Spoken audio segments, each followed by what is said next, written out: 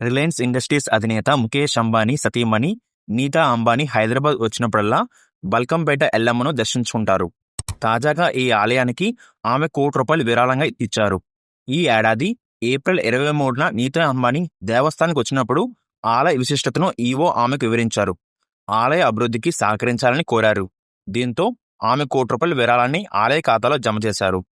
సాధారణంగా ప్రైవేట్ స్కూల్లోని no admission బోర్డును చూస్తుంటాము. కొత్తగా ప్రభుత్వ పాఠశాలలో కూడా నో అడ్మిషన్ బోర్డు పెట్టారు. తెలంగాణ ప్రభుత్వ పాఠశాలలో సాధారణంగా విద్యార్థులు సంఖ్య తక్కువగా ఉంటుంది.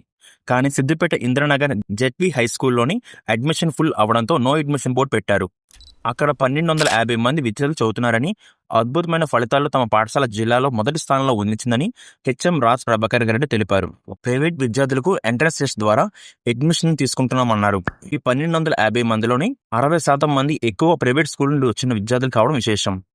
ప్రపంచ చరిత్రలో ఎప్పుడూ లేని విధంగా 25,000 మంది విద్యార్థులు ఒకేసారి సూర్య నమస్కారాలు చేసి చరిత్ర సృష్టించారని మంత్రి నారా లోకేష్ తెలిపారు. విశాఖ ఏయూ ఇంజనీరింగ్ కాలేజ్ మైదానంలో నిర్వహించిన యోగా కార్యక్రమంలో ఆయన పాల్గొన్నారు.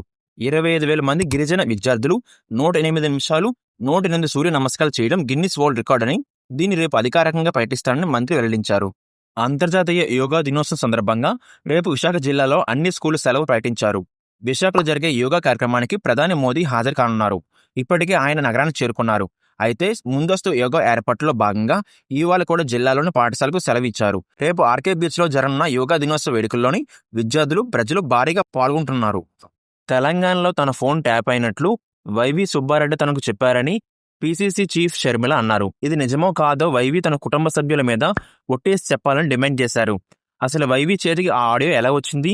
కేసీఆర్ జగన్ కలిసి నీచ రాజకీయాలు చేస్తారా? ఇద్దరు కలిసి ఫోన్ ట్యాపింగ్ చేశారు. ట్యాపింగ్తో తనకు సంబంధం లేదని జగన్ అంటే ఎలా?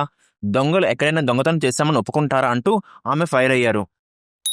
భారత రాష్ట్రపతి ద్రౌపది ముర్ము గారు తన పుట్టినరోజు వేడుకలో ఎమోషనల్ అయ్యారు. డెహ్రాడూన్లోని NIPVDలో ఈవేళ ముర్ము గారు బర్త్డే వేడుకల్లో జరిగాయి. ఈ క్రమంలో అక్కడ అంధ విద్యార్థులు ఆమెకు పాట రూపంలో బర్త్డే విషెస్ తెలిపారు. దీంతో ఆమె కన్నీళ్లు పెట్టుకున్నారు. ఓటర్ల జాబితాలో మార్పులకు సంబంధించి కేంద్ర ఎన్నికల సంఘం కీలక ప్రకటన చేసింది. ఇకపై 15 రోజుల్లోనే కొత్త EPIC కార్డు జారీ చేస్తామని ప్రకటించింది. కొత్త ఓటర్లు దరఖాస్తుతో పాటు ఉన్న పాత వాటిలో మార్పులు కూడా ఓటర్ జాబితాలో పూర్తయిన 15 రోజుల్లో కార్డు జారీ చేస్తామన్నారు. అటు ప్రతి స్టేజ్లోని దరఖాస్తు పరిస్థితిని ట్రాక్ చేసుకునే అవకాశం కల్పిస్తామని తెలిపారు. ఇందుకోసం తమ IT షెడ్యూల్ మార్పులు చేస్తామన్నారు. లీడ్స్ వేదికగా Tendulkar Anderson trophy India versus England మధ్య జరుగుతున్న మొదటి రోజు టెస్ట్ మ్యాచ్లో భారత్ ఓపెనర్లు యశస్వి జైస్వాల్ మరియు కెప్టెన్ శుభ్మన్ గిల్ సెంచరీ చేయడంతో 85 ఓవర్లలోని 3 వికెట్లు కోల్పోయి 359 పరుగులు చేసింది. మరో ఓపెనర్ రాహుల్ 42 రన్స్ పర్వాలేదనిపించిన వైస్ కెప్టెన్ పంత్ 65 రన్స్ చేసి నాటౌట్లో ఉన్నారు. మొదటిసారి టెస్ట్ మ్యాచ్ ఆడుతున్న సాయి సుదర్శన్ డెక్అవుట్ అయ్యి వెనుదిరిగారు. అటు ఇంగ్లాండ్ బౌలర్లో captain Ben Stokes 2, Carse 1 wicket తీశారు.